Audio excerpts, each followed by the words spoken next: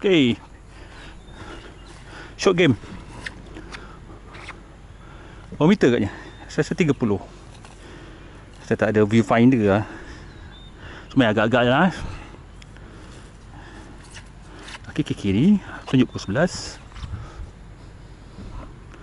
Guna pitching. Tengok bawah.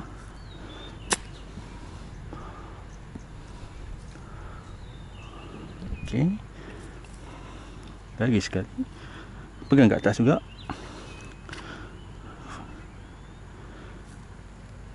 Alak.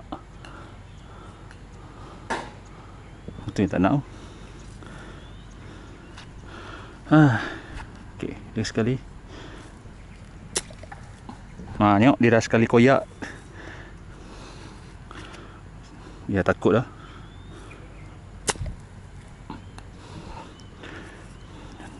Nak recover ni payah ni. Okay. Habis tak cukup.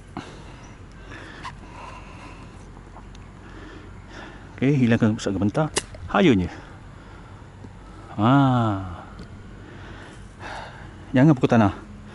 Try sapu. Tu yang tak nak. Saya selalu kena macam ni kalau main kat padang. Jadi kenalah betul-betul komit.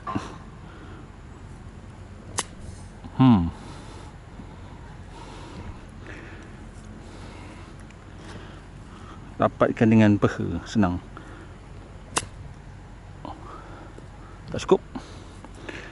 Shotgun ni adalah latih disiplin paling susah pada saya.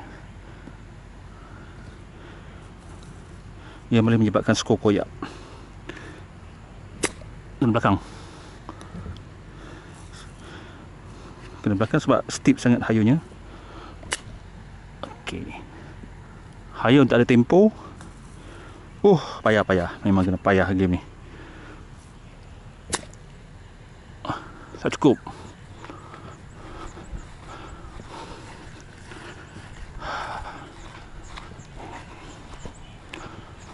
Lagi sekali.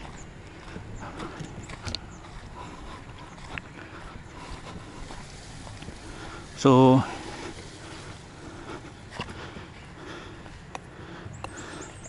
dua je ada chance untuk one part. Ni 2 part. Lain-lain semua tak tahu lagi berapa part. 3 part pun boleh. Sebab tu kena tolak berdekat dengan pin.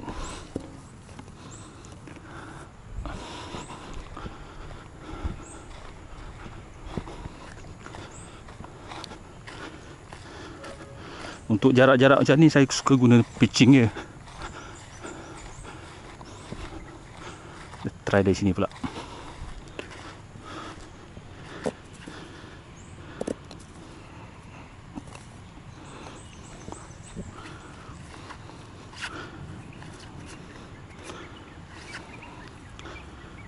Jangan bagi dia lepas je. Tu tak nak. Bahayanya kalau orang main. Sekejap lagi sekali.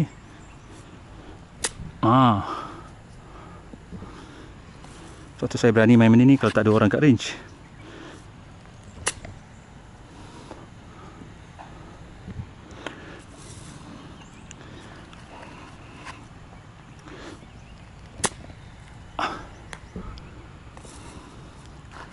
Kena tanah.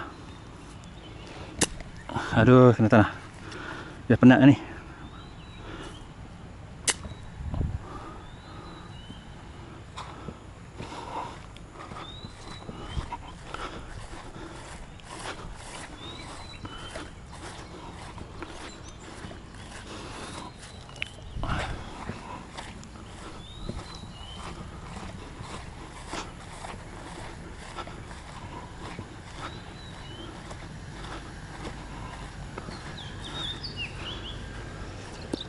Okay, ini ya the only chance. Jadi the only chance kenalah praktis betul-betul.